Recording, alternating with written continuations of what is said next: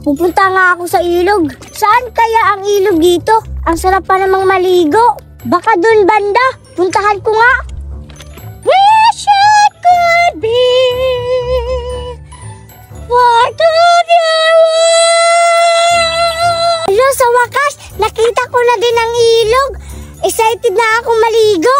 Sa wakas, makakaligo na din ako sa ilog. Wow! Sarap ng tubig!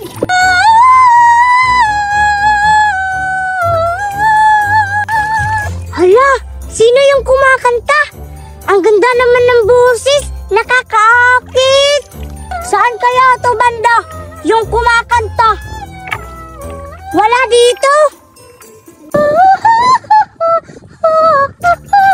Brush, brush my hair!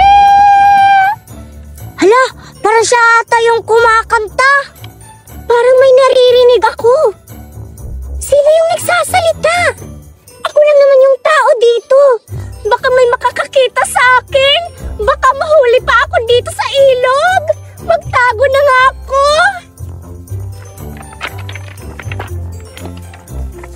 Hala, parang hindi siya tao. Kasi parang may buntot. Parang si Rina. Bilisan ko na. Baka makita pa niya ako. Baka mahuli pa ako dito. Nasirina ako dito. Baka mahuli pa ako. Bilisan ko na.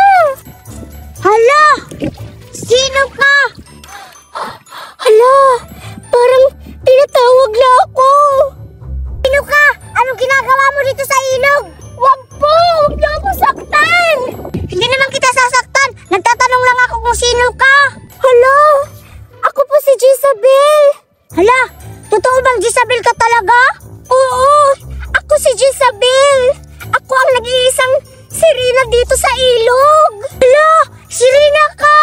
Totoo ba? Na sirena ka? Oo! Totoo akong sirena. At kaya kong palakihin itong ilog na ito. May pangyarihan ako. Pwede kitang bigyan ng kahit anong hiling mo. Bibigay ko lahat ng kailangan mo. Basta wag niyo lang po akong saktan.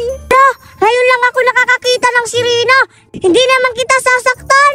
Huwag kang mag-alala. Hindi naman ako mananakit. Gusto ko lang makipagkaibigan sa'yo. Jezabel, ako pala si Cardo. Masaya akong makilala ka. Ah, ganun ba?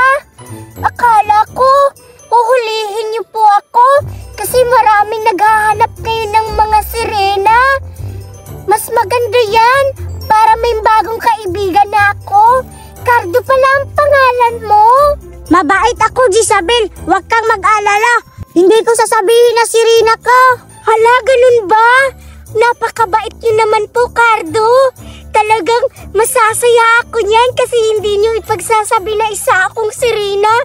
Sana nga walang makakaalam na kahit sino na sirena at nakakilala tayo. Sana magkaibigan tayo, Cardo.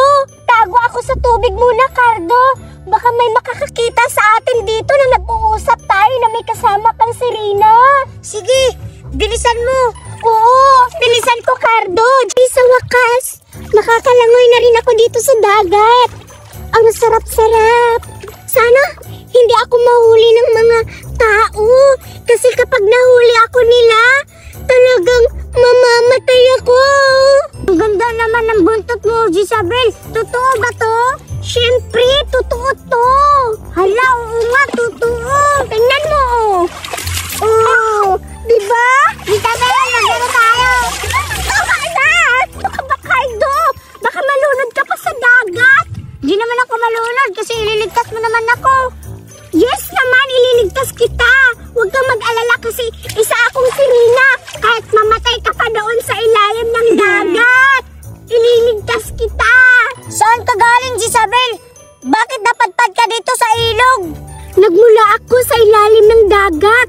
Doon sa pinakailalim, Cardo. Pinapalayas kasi ako ng mahal na hari. Kaya napadpad ako dito sa lugar nyo. Ayun, tuloy, hindi ko alam kung paano ako babalik, Cardo. Sana matulungan mo ako. Diba, kaibigan naman tayo, Cardo? Hala, paano kita masasamahan, Jezabel? Kasi wala kasi akong buntot. Hala, ganun ba? Oo,